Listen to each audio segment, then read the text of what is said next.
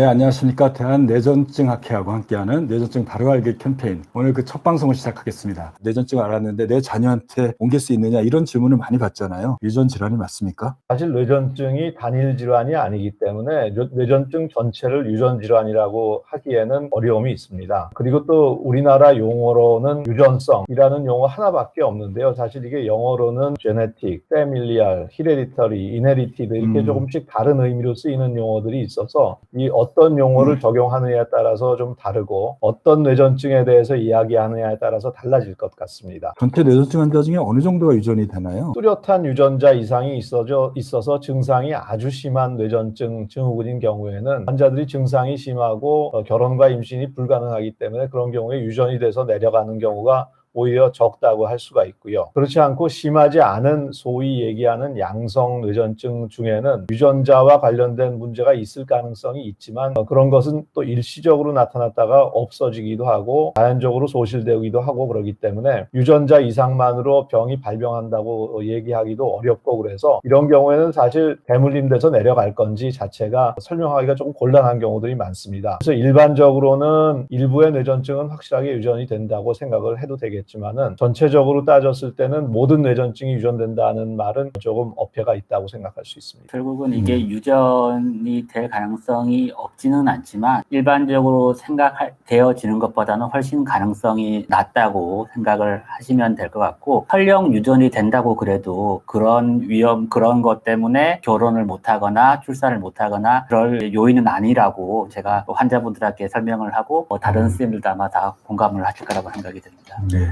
어쨌든 한 90% 이상, 95% 이상은 유전적인 게 아니라 살아가면서 후천적으로 뇌 손상이나 뇌에 문제가 생겨서 경련 발작이 생기고 5% 이내의 환자에서 유전이 되는 뇌전증 타입이 있는 거죠. 그런 것들은 진단하기 위해서 여러 가지 분자 생물학적인 검사나 복잡한 검사를 통하지만 그런 환자들도 잘 치료하면 정상생활 가능하고 결혼, 출산, 임신까지 다 가능하다는 말씀으로 정리할 수 있을 것 같습니다. 뇌전증, 불치병인가요? 뇌전증이 상당히 어렵게 사람들이 느껴지는데 불치병이 맞습니까? 뇌전증은 전체로서는 절대로 불치병은 아니죠. 뇌전증 중에 일부에서는 치료를 안 하고 그냥 기다려도 자연적으로 경련을 안 하게 되는, 그리고 뇌파도 좋아지는 경우가 있습니다. 또한 심지어는 뇌에 구조적인 이상이 있어서 경련을 하는 경우도 시간이 지나다 보면은 경련이 약화가 되고 뇌파도 좋아지고 저절로 좋아지는 경우가 있습니다. 그래서 전체적으로는 절대로 불치병은 아니고요. 난치라고 얘기하는 것은 약물 난치성을 의미를 합니다. 그래서 대개는 충분한 기간 동안 최소한 2개 이상의 약물을 썼는데도 뇌전증 발작을 완전히 조절하지 못하는 경우, 이런 경우를 우리가 난치성 뇌전증이라고 얘기를 하죠. 이런 경우는 성인하고 소아에서 거의 비슷한데요. 한 3분의 2 정도는 약물로 조절이 된다고 보시면 되고 나머지 3분의 1 정도가 약물 난치성에 해당한다고 생각하면 될 것 같습니다. 굉장히 치료법이 다양한 것 같습니다. 여기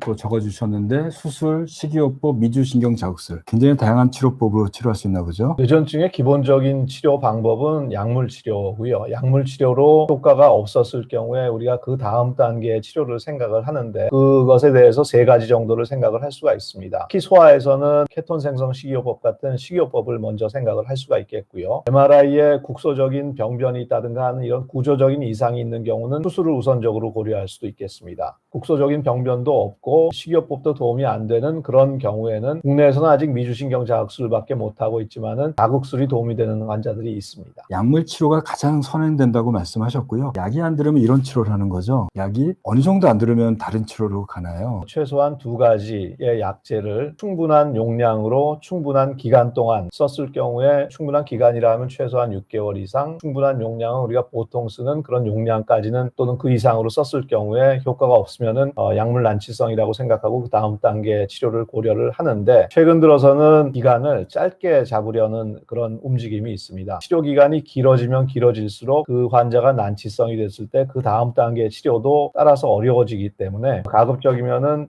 약제의 종류라든가 약제의 용량이라든가 이런 것을 아주 많이 안 쓴 경우라도 환자가 반응을 잘 안 한다면은 난치성으로 간주하고 그 다음 단계 검사라든가 치료를 고려를 합니다. 수술한다는 건 뇌를 잘라낸다는 거죠? 수술을 할 때 MRI MRI에서 이상이 보이는지 보이지 않는지가 굉장히 중요한데요. 해마경화증 이런 이상이 보이는 경우에는 수술을 해서 성공률이 한 70에서 80% 정도 생각하시면 되고, MRI에서 이상이 없는 경우에는 수술이 이제 조금 더 어려운데 한 60% 정도라고 생각을 하시면 됩니다. 근데 요즘에는 이제 원칙적으로는 두 개의 적절하게 선택된 약을 충분히 썼을 때 효과가 없으면 난치성이고 수술을 치료하는 걸 고려하는 걸 맞는데, 최근에는 또 반대로 이제 항경련제도 기전이 다르고 약효가 좋은 것들이 많이 나오기 때문에 그래서 그런 것들에 대한 반응을 다 볼 수 있고, 그래서 약을 2가지 이상 써서 효과를 이렇게 보는 사람이 분명히 있거든요. 또 수술을 하는 게 확률이 100%가 아니고, 그리고 또 뇌를 잘라낸다는 그런 위험이 있기 때문에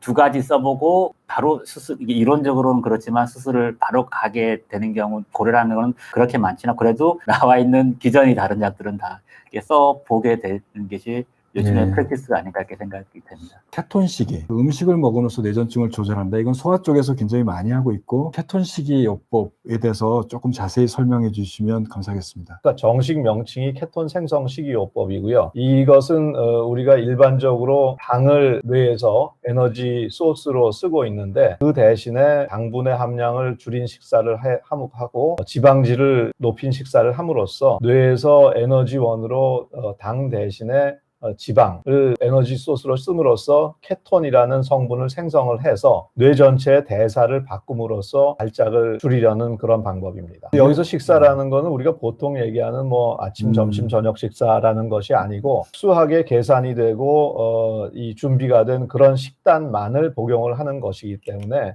우리가 일반적으로 얘기하는 다이어트 요법처럼 쉽게 할 수 있는 것은 절대로 아닙니다. 미주신경 자극술 한번 설명해 주실까요? 뇌를 잘라내는 게 아니라 뇌를 자극해서 경련 발작을 치료한다는 개념이죠. 이제 미주신경이라고 원래는 뇌랑 그 장기를 연결하는 신경인데요. 그 신경에 이제 쉽게 말하면 코일을 이렇게 감아서 자극을 주었을 때 그것이 이제 뇌에 영향을 주어서 경련을 이렇게 낮추는 효과가 있습니다. 그래서 미주신경 자극술은 사실은 몸 안에 배터리도 들어가고 미주신경에 이제 코일이 감아지기 때문에 미주신경이 목소리에도 영향을 주거든요. 그래서 조금 신목소리가 나오고 몸에 이제 장기 배터리도 이제 몇 년에 한 번씩은 갈아야 되는 단점이 있습니다. 그래서 이게 경련을 완치를 하는 경우는 사실은 드물고요.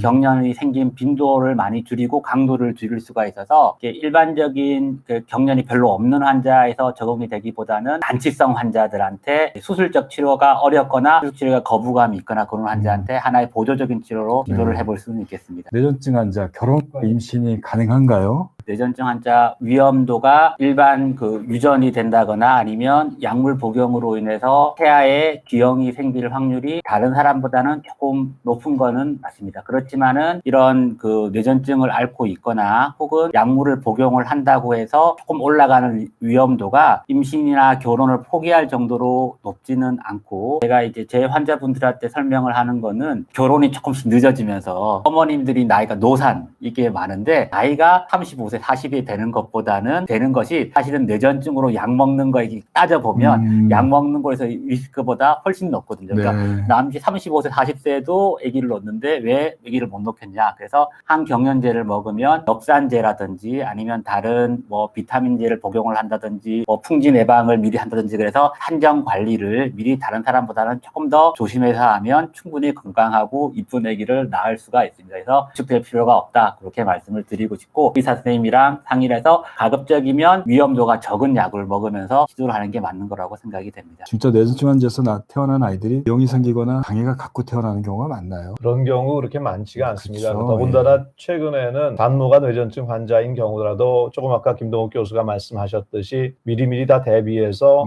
약을 조절을 하고 엽산 복용을 충분히 잘하고 산전진찰 충분히 하게 하기 때문에 실제로 신생아에서 그런 이상이 발견되는 경우는 거의 없다고 봐도 됩니다. 일반적으로 100명 중에 1명꼴로 기형아가 출산한다고 합니다. 건강한 산모가요. 뇌전증 환자들은 거기다 1.5배 정도나 2배 정도, 조금 한 2%에서 1% 내외니까요. 기형을 일으키는 약들을 바꾸고 산전 관리를 충분히 잘하면 거의 정상하고 비슷하니까요. 혹시 결혼을 준비하거나 임신을 준비하는 분들이 있다면 이 역시 또 담당 선생님하고 잘 상의하셔서 사전에 약들 조절하시고 임신이 가능한 여부도 확인해 주시면 좋을 것 같습니다. 많은 뇌전증 환자들한테 희망이 되는 좋은 치료법과 좋은 진료를 앞으로도 계속 잘 부탁드리겠습니다. 오늘 방송을 마치겠습니다. 경청해주신 모든 분께 감사드리고 다시 한번 뵙겠습니다. 네, 감사합니다. 감사합니다.